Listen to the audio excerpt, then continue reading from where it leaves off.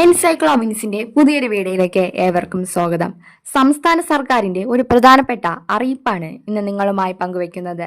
സംസ്ഥാന സർക്കാർ നടപ്പിലാക്കിയ ഏറ്റവും വലിയ ക്ഷേമ പദ്ധതികളിലൊന്നായിരുന്നു സ്ത്രീ സുരക്ഷാ വീട്ടമ്മ പെൻഷൻ പദ്ധതി. BPL റേഷൻ കാർഡിൽ ഉൾപ്പെട്ട 35 വയസ്സ് മുതൽ 60 വയസ്സ് വരെയുള്ള പ്രായമുള്ള സ്ത്രീകൾക്ക് പ്രതിമാസം 1000 രൂപ ധനസഹായമായി നൽകുന്ന പദ്ധതിയായിരുന്നു ഇത്. മുൻ സർക്കാരിന്റെ തിരഞ്ഞെടുപ്പ് വാഗ്ദാനത്തിന്റെ ഭാഗമായാണ് ഈ പദ്ധതി നടപ്പിലാക്കിയത്. 2026 ഫെബ്രുവരി മാർച്ച് മാസങ്ങളിലെ ധനസഹായം ഗുണഭോക്താക്കൾക്ക് വിതരണം ചെയ്തിരുന്നു. തുടർന്ന് വിതരണം തുടരുന്നതിനായി മുൻ സർക്കാർ ഏകദേശം 3720 കോടി രൂപ മാറ്റിവെച്ചിരുന്നു എന്നാണ് റിപ്പോർട്ടുകൾ. എന്നാൽ പുതിയ സർക്കാർ ഈ പദ്ധതി പുനഃപരിശോധനയ്ക്ക് വിധേയമാക്കുകയാണെന്ന് നിയമസഭയിലെ ചോദ്യോത്തരവേളയിൽ അറിയിച്ചിട്ടുണ്ട്. നിലവിൽ പദ്ധതി പഴയ രീതിയിൽ തുടരുന്നതുമായി ബന്ധപ്പെട്ട അന്തിമ തീരുമാനം എടുത്തിട്ടില്ല. അതോടൊപ്പം സർക്കാരിന്റെ 100 ദിന കർമ്മ പദ്ധതിയിലും സ്ത്രീ സുരക്ഷാ വീട്ടമ്മ പെൻഷൻ പദ്ധതി പുനഃസ്ഥാപിക്കുന്നതുമായി ബന്ധപ്പെട്ട പ്രഖ്യാപനങ്ങളൊന്നും ഉൾപ്പെടുത്തിയിട്ടില്ല.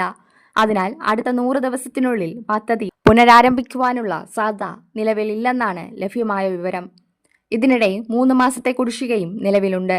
പദ്ധതി വീണ്ടും ആരംഭിക്കുകയാണെങ്കിൽ 2026 ഏപ്രിൽ, മെയ്, ജൂൺ മാസങ്ങളിലെ ധനസഹായവും ഉൾപ്പെടുത്തി വിതരണം ചെയ്യേണ്ട സാഹചര്യമുണ്ടാകും. നിലവിൽ ഏകദേശം 18 ലക്ഷം ഗുണഭോക്താക്കൾ ഈ ആനുകൂല്യത്തിനായി കാത്തിരിക്കുകയാണ്. മുൻപ് 16 ലക്ഷത്തിലധികം പേർക്ക് അംഗീകാരം ലഭിച്ചിരുന്നുവെങ്കിലും പിന്നീട് വെരിഫിക്കേഷൻ പൂർത്തിയാക്കി പുതുതായി അംഗീകാരം നേടിയവരും ഇതിൽ ഉൾപ്പെട്ടിട്ടുണ്ട്. ഗുണഭോക്താക്കളെ അംഗീകരിക്കുന്നത് കൃത്യമായ അർഹതാ മാനദണ്ഡങ്ങൾ പരിശോധിച്ച ശേഷവും ഓരോ തദ്ദേശ സ്വയംഭരണ സ്ഥാപനത്തിലും ബന്ധപ്പെട്ട സെക്രട്ടറി രേഖകൾ പരിശോധിച്ച് ഡിജിറ്റൽ ഒപ്പോടുകൂടിയുമാണ് അംഗീകാരം നൽകുന്നത്. എന്നാൽ പുതിയ സർക്കാരിന്റെ നിലപാട് പ്രകാരം ഫീൽഡ് വെരിഫിക്കേഷൻ ഉൾപ്പെടെയുള്ള പരിശോധനകൾ കൂടുതൽ ശക്തമാക്കേണ്ടതുണ്ട്.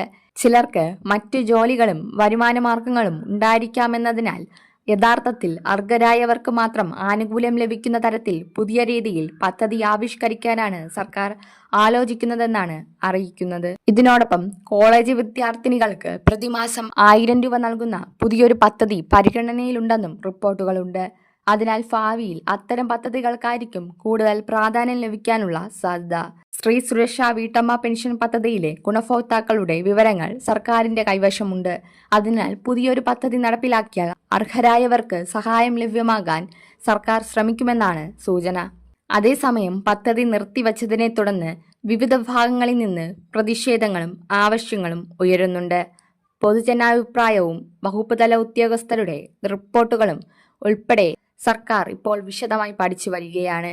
ഈ പഠനങ്ങൾ പൂർത്തിയാക്കിയ ശേഷമായിരിക്കും അന്തിമ തീരുമാനം ഉണ്ടാവുക. നിലവിൽ ആനുകൂല്യം ഉടൻ പുനരാരംഭിക്കുകയില്ല എന്ന നിലപാടാണ് സർക്കാരിന്റെ ഭാഗത്തു നിന്ന് വ്യക്തമായിരിക്കുന്നത്. അതിനാൽ സ്ത്രീ സുരക്ഷാ വീട്ടമ്മ പെൻഷൻ ഗുണഭോക്താക്കൾ ഈ വിവരം ശ്രദ്ധിക്കുക.